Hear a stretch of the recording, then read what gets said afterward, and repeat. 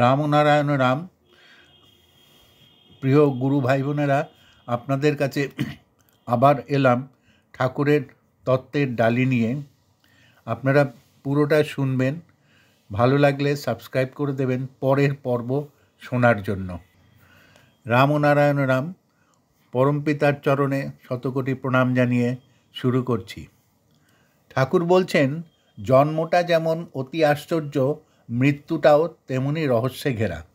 26শে June 1976, শুকচরধাম। এই বিশ্ব রহস্যে জন্মটা যেমন অতি আশ্চর্য, মৃত্যুটাও তেমনি রহস্যে ঘেরা। সৃষ্টি রহস্যে জন্মই বা কেন, আর মৃত্যুরই বা কী প্রয়োজন? তত্ত্বের দিক থেকে খুঁজতে গেলে প্রতিটিরই প্রয়োজন আছে। প্রকৃতির তরফ থেকে সব কিছু প্রয়োজন মিটিয়ে যাচ্ছে। তত্ত্বের দিক থেকে খুঁজে দেখা যায় প্রতিটি প্রয়োজনের মাধ্যমে সৃষ্টি হয়ে যাচ্ছে। তাই সৃষ্টিটার যেমন প্রয়োজন, মৃত্যুটারও তেমন প্রয়োজন। যদি মৃত্যু না থাকতো তবে এই পৃথিবীতে জায়গা দেওয়া যেত না। স্থান সংকুলানের জন্য মৃত্যুর যেমন প্রয়োজন আছে, আবার অন্য দিক থেকেও মৃত্যুর প্রয়োজন আছে। জন্ম কথা যেমন কারো মনে থাকে না, জন্ম হওয়ার সময় কীরকম হয়েছিল মনে নাই, তেমনি মৃত্যুর সময়টাও অনেক সময় খেয়াল থাকে না। কেমন করে যায়, কি করে যায়, সেই বোধটাও হারিয়ে ফেলে। দেহ থেকে বেরোবার জন্য যতটুকু দরকার সেভাবে বেরিয়ে যাচ্ছে। এই বেরিয়ে যাওয়ার পিছনে, মৃত্যুর পিছনে বিরাট এক কারণ থাকছে। সেই কারণটা হলো এখানকার এই পৃথিবীর কারখানায় কে কতটুকু কাজ করেছে, সেই কাজের উপর নির্ভর করে সব কাজ। যে দরজা দিয়ে মৃত্যুর পথে যায়, যেভাবে এই প্রাণবায়ু বেরিয়ে যাচ্ছে, তার সাথে থাকে এখানকার কর্মের সারবস্তু। প্রকৃতির নিয়ম অনুযায়ী যদি কর্মের ধারা চলতে থাকে, জীবিত থাকাকালীন প্রত্যেকেই যদি প্রকৃতির ধারায় কাজ করে যায়, তবে সেই প্রকৃতির ধ্বনি তার ভিতরে প্রবাহিত হয় দেহ ছেড়ে চলে যাবার সময়। কিন্তু সেই দেহে যখন প্রাণ ছিল, চৈতন্য ছিল, সে অর্থাৎ দেহ আগুন, বরফের স্বাদ, উত্তপ্ত ঠান্ডা উপলব্ধি করতে পারত। এটা কি করে সম্ভব? দেহের ভিতরে স্বাদের উপলব্ধি কে করে? এমন ব্যবস্থা কে করলো? তাহলে কি এটাই বুঝে নিতে হবে যে চৈতন্য বা চেতনা দেহের ভিতরে থেকে দেহের মাধ্যমে সব বুঝে নিচ্ছে? কে বুঝছে? দেহ তো বুঝছে না। যদি বলো দেহ বোঝে, তবে মৃত্যুর পরে চৈতন্য বেরিয়ে যাওয়ার পর দেহ বুঝতে পারছে না কেন? তবে কি সেই সচেতন, সেই চৈতন্য দেহ বিনা নিজেকে উপলব্ধি করতে পারছে না? দেহ বিনা এখানকার সব কিছু বুঝে উঠতে পারছে না? সৃষ্টি কি সেই জন্য? যে চৈতন্য সর্বত্র বিরাজমান, দেহের মাধ্যমে সে নিজেকে উপলব্ধি করছে, বুঝে নিচ্ছে। কি বুঝে নিচ্ছে? আমি যে চৈতন্যময়, সব সময় যে চৈতন্যে আছি, এই চৈতন্য দেহের মাধ্যমে নিজেকে ভালো করে বুঝে নিচ্ছে। এ মহাকাশ, মহাশূন্য তো সবটাই সচেতন বড়া, সবটাই চৈতন্য। এ মহাকাশ, মহাচৈতন্য, মহাসচেতন। সে এমনিতে বুঝে উঠতে পারছে না। সেই চৈতন্য যখন বুঝতে চায় তখনই দেহ নেয়। তা না হলে দেহ নেওয়ার কি প্রয়োজন আছে? সৃষ্টি রহস্যে সৃষ্ট বস্তুর মাধ্যমেই সে যে চৈতন্য, সেটা সে নিজেই উপলব্ধি করে। সে নিজেই তার অর্থাৎ চৈতন্যের কথা বুঝে নেয়। মহাকাশ স্বয়ংই সচেতন। মহাকাশকে ডাকলে মহাকাশ সাড়া দেয় কি? যদি দিত, তাহলে এতদিন সে অর্থাৎ মহাকাশ নিশ্চয়ই সাড়া দিত। মহাকাশ অর্থাৎ মহাচৈতন্য সাড়া দেয় দেহের মাধ্যমে, সৃষ্ট বস্তুর মাধ্যমে। এই কি তার উদ্দেশ্য? এই কি সৃষ্টির উদ্দেশ্য? মহাকাশের চৈতন্যের দিক থেকে, সেদিক থেকে যদি আমরা খেয়াল করি, তবে এটাই দেখতে পাচ্ছি যে সে অর্থাৎ মহাকাশ নিজেই রূপ ধারণ করে রূপের মাধ্যমে তার কথা বুঝে নিচ্ছে। এতে কিসের ইঙ্গিত আমরা পাচ্ছি? আমরা এটাই ইঙ্গিত পাচ্ছি যে মহাকাশ যেন এটাই চাইছেন। তিনি অর্থাৎ মহাকাশ এখানকার দেহের মতন এমন একটি দেহ গঠন করতে চাইছেন, যেই দেহ চিরযুগ চিরকাল থাকবে। সেই দেহ জন্ম মৃত্যুর ঊর্ধ্বে থাকবে। কোনোদিনই সে জন্মাবে না, আর কোনো দিনই সে মরবে না। এখানকার এই দেহ থেকে আমরা এটাই ভালোভাবে বুঝে নিচ্ছি যে এখানকার এই দেহ যেমন বুঝতে পারে, কিছুটা উপলব্ধি করতে পারে, ভালো মন্দ বিচার করতে পারে, কিন্তু মরে গেলে তো বুঝতে পারছে না, কিছুই পারছে না। তাহলে যে বস্তু ব্যক্ত ছিল সে গেল কোথায়? সে গেল ঠিকই, তবে যার জন্য এখানে এসেছিল, যে উদ্দেশ্যে এসেছিল, সে অর্থাৎ চৈতন্য সেই সাজ মানে দেহ থেকে কতটুকু ছাপ মেরে নিয়ে গেল এটাই এবার দেখতে হবে। যেমন সন্দেশের জন্য তৈরি হলো মাটির সাজ, পাথরের সাজ, ক্ষীর দিয়ে ওই সাজের উপর ছাপ তুলে ক্ষীরের সন্দেশ তৈরি হলো, সাজের থেকে সন্দেশটা বের করে নেওয়া হলো, পাথরের সাজ পড়ে থাকলো, মাটির সাজ পড়ে থাকলো, কিন্তু সেই সাজের যে ক্ষীর সেই ছাপ নিয়ে চলে গেল, সাজ পড়ে থাকলো, সাজের ছাপটা নিয়ে সন্দেশ চলে গেল। ওই ছাপটা থেকে বলতে তো পারা যাবে কিসের সাজ, মাছের না লিচুর, বলতে পারবে তো? মহাচৈতন্য সেই রকমভাবে আসে এই দেহের ভিতরে, এসে দেহের মতো একটা ছাপ নিয়ে যেতে চায়, এখানকার চলাফেরার মতো একটা ছাপ নিয়ে যেতে চেষ্টা করে। সেই ছাপটা অর্থাৎ দেহটা অনন্ত বিশ্বে যাতে এখানকার মতো চলাফেরা করতে পারে, দেখাশোনা, বোঝা, স্বাদ গ্রহণ, উপলব্ধি সবই করতে পারে, তার চেষ্টা করতে থাকে। এখানকার দেহ অর্থাৎ সাজ থেকে সেই ছাপটা নিয়ে যেতে চায়। ৮৮টা জমাট ক্ষীর হলে সেই ছাপ ভালো হয়, ল্যাতপেতে অর্থাৎ নরম হলে ছাপ ভালো ওঠে না। ৮৮টা না হলে সাজ থেকে ছাপ তুলতে গেলে ভেঙে যায়, নষ্ট হয়ে যায়। তাই কড়া পাকের ক্ষীর হলে ছাপ ভালো হয়, আর কড়া পাকের ক্ষীর না হলে ছাপ ভালো হয় না, ভূত তুলতে গেলে ভেঙে যায়। বুঝতে পেরেছ তো? আজকে দেহ ধারণকারীরা অর্থাৎ জীবকুল এখানকার সাথে ব্যবহারিক জগতে যুক্ত হয়ে যদি কড়া পাকে অর্থাৎ বিবেকের সুরে প্রকৃতির ধারাবাহিকতায় ধারায় থাকে, তবে সাজ অর্থাৎ দেহ থেকে ছাপটা ভালো হয়। যখন বেরিয়ে যাবে মৃত্যুকালে, সেই ছাপ মূর্তিতে বেরিয়ে যাবে। সেই সাজ অর্থাৎ মৃতদেহ তো আর জাগে না, পড়েই থাকে। সাজের মধ্যে যে সার সেই ছাপে অর্থাৎ মূর্তিতে অর্থাৎ চৈতন্যে রয়েছে। সাজের মধ্যে যে সার সেটা যদি সেভাবে তৈরি হয়ে যায় তবে নিশ্চয়ই ভালো ছাপ ভালো হবে।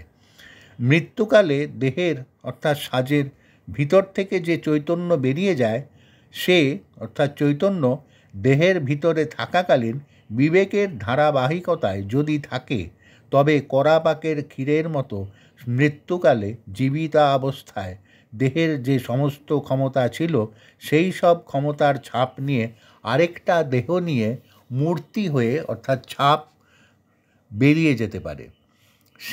এই দেহের জন্ম হবে না, মৃত্যু হবে না। জন্ম মৃত্যুর ঊর্ধ্বে থেকে চিরকাল চিরযুগ মহাশূন্যের অনন্ত ক্ষমতা, অনন্ত শক্তি, অনন্ত ধারাকে সে উপলব্ধি করতে পারবে।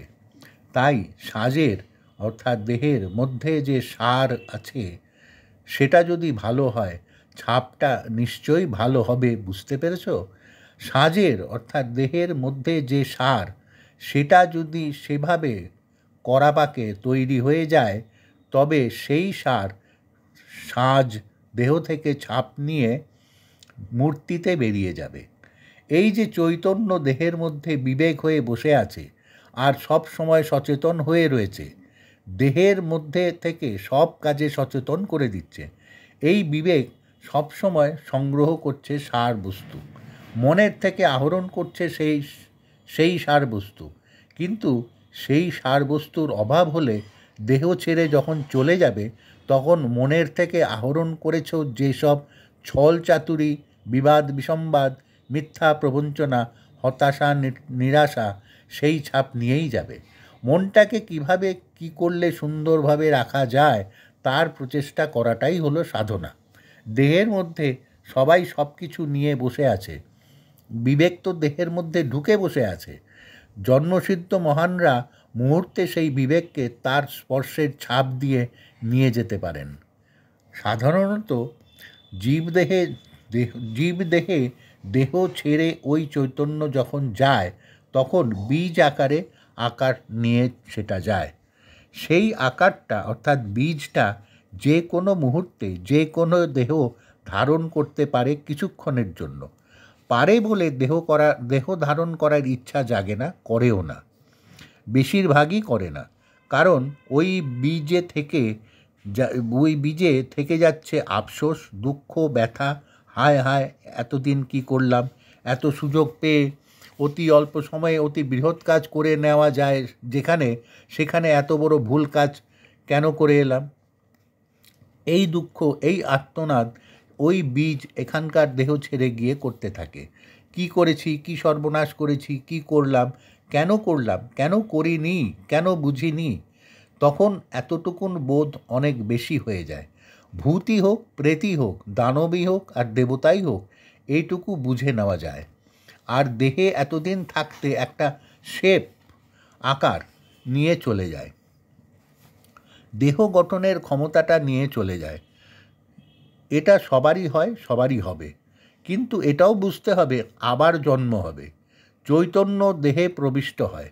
তখন নিজ দেহ নিয়ে চৈতন্য প্রবিষ্ট হয় না, প্রবিষ্ট হয়ে দেহ ধারণ করার ক্ষমতাটা এসে যায়। যে কারণে আসা হয়েছিল এসেছে, জন্ম হয়েছে। যখন চলে যায় মৃত্যুকালে দেখা যায় খোঁড়াতে খোঁড়াতে যাচ্ছে, হাঁটতে পারে না, কারো হাতও নেই, পাও নেই, বিকলাঙ্গের মতো খোঁড়াতে খোঁড়াতে যখন যাচ্ছে হোঁচট খাচ্ছে। আসার উদ্দেশ্য ছিল দেহে, উদ্দেশ্য নিয়েই বিবেকরা আসেন, যাতে বিবেক সম্পন্ন হয়ে ভরপুর হয়ে সেই ভরপুর দেহ নিয়ে মহাকাশে যাবেন, নিজের ইচ্ছায় বিচরণ করবেন, নিজের ইচ্ছায় চলবেন। কিন্তু আমরা এই দেহে বিবেককে এমন সাজা অর্থাৎ শাস্তি, এমন কষ্ট দিতে শুরু করি যেটা ভাষায় ব্যক্ত করা যায় না। ওকে বিবেককে খেতে দিই না, পড়তে দিই না, ওর মনের খোরাক দিই না। যেমন হাতিকে বিরাট খাঁচায় রেখে না খেতে দিলে কি দুরবস্থা হবে তার। আমরা বিবেকের কোনো রকম সেবা শুশ্রূষা করি না। তাই যাবার সময় মৃত্যুকালে ওই চৈতন্য বিবেক খোঁড়াতে খোঁড়াতে যায়, মহাশূন্যে বিচরণ করতে পারে না, সব জায়গায় হোঁচট খায় আর আবার জন্ম নেয়। এই মহাশূন্যে এটাই হলো বৃহৎ কাজ। ওই ফাঁকার থেকে এখানে এসে এই দেহের মাধ্যমে ওই চৈতন্যটা নিজে তৈরি হয়ে আবার দেহ অর্থাৎ ছাপ নিয়ে চলে যাবে। মৃত্যুর সময়ে এই দেহ বাদ দিয়ে ফটোগ্রাফের মতো চৈতন্যের দেহ নিয়ে চলে যাবে, সেটা আর হয়ে উঠছে না। এই দেহবিনা যন্ত্রে চক্ষু, কর্ণ, নাসিকা, জিহ্বা, ত্বক এই পঞ্চেন্দ্রিয় কেন দিল? যাতে ইন্দ্রিয়গুলি মাত্রার মাধ্যমে চলে, মাত্রা ঠিক রেখে যাতে বিবেকের সেবা করে যেতে পারে, তার অর্থাৎ বিবেকের উপযুক্ত মর্যাদা যাতে দেওয়া হয়, এর জন্যই পঞ্চেন্দ্রিয়ের সৃষ্টি। সেইভাবে সেই মতো কাজ করতে পারলে বিবেক খুশি হন। আমরা তো বিবেককে খুশি করতে পারছি না, তাই জন্মসিদ্ধ মহানরা যেভাবে নির্দেশ দেবেন সেই নির্দেশ মতো চললে বিবেক খুশি হবেন, আনন্দে ভরপুর হয়ে যাবেন। এখানে তো দেখছো যাদের মৃত্যু হয় তাদের সাথে আর দেখা করতে পারছো না। বিবেক যখন দেহের সব ক্ষমতা অর্জন করবে এবং এখানে যদি ভরপুর হয়ে যেতে পারে, তবে বিবেকই আবার এই বায়বীয় পদার্থ থেকে ঠিক সেই দেহ নিয়ে সেই রকম মূর্তি ধারণ করে এসে দেখা করে যেতে পারে, দেহ নিয়ে সে আসতে পারবে।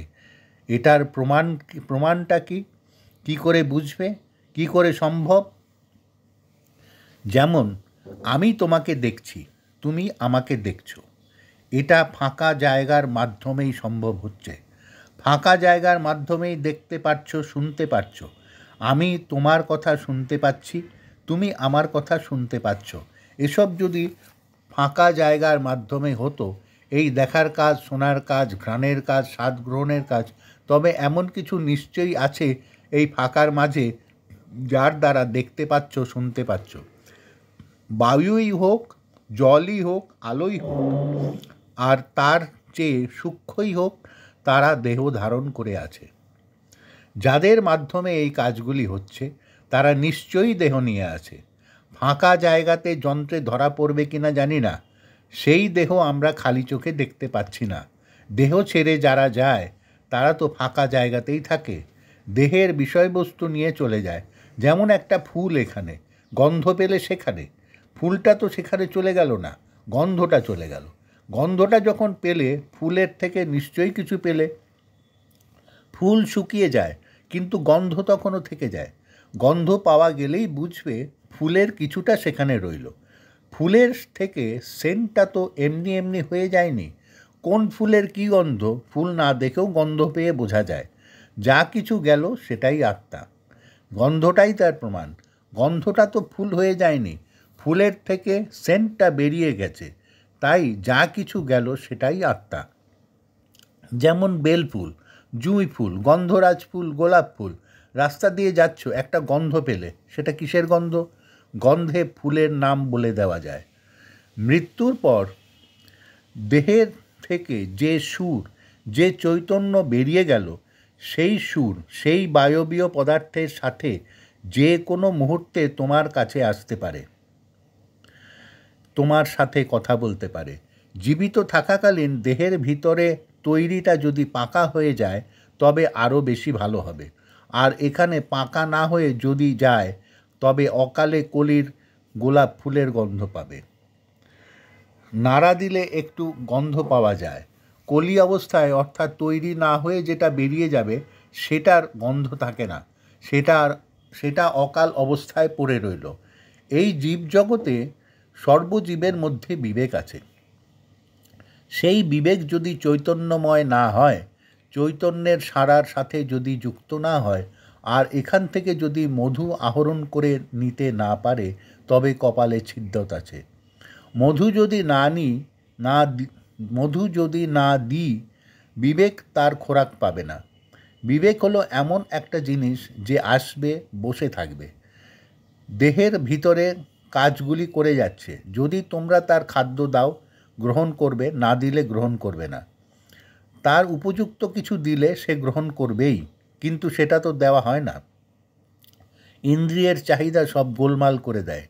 ছলে বলে কৌশলে, মেজাজে, রাগে, মান অভিমানে, হিংসায়, দেশে, ত্রুটি বিচ্যুতিতে সব উল্টো করে দেয়। আমরা সব সময় ভুল করছি, ভুল পথে চলছি। বিবেকের খাবারটা কোথায়? আমাদের দোষটা বুঝে উঠতে পারছি না। এভাবে চললে এগুলো নিয়ে ভরপুর হতে পারবে না। ভরপুর কি দিয়ে করবে? রাম নারায়ণ রাম। বাকিটা পরের পর্বে। বন্ধুরা, আপনাদের কেমন লাগলো সেটা কমেন্ট করে জানাবেন এবং ভালো লাগলে সাবস্ক্রাইব করে দেবেন। আমাদের আরও দুটি চ্যানেল আছে, তার একটিতে ঠাকুরের নিজ কণ্ঠের ভাষণ এবং অন্যটিতে ঠাকুরের তত্ত্বের বিশ্লেষণ দেওয়া হয়।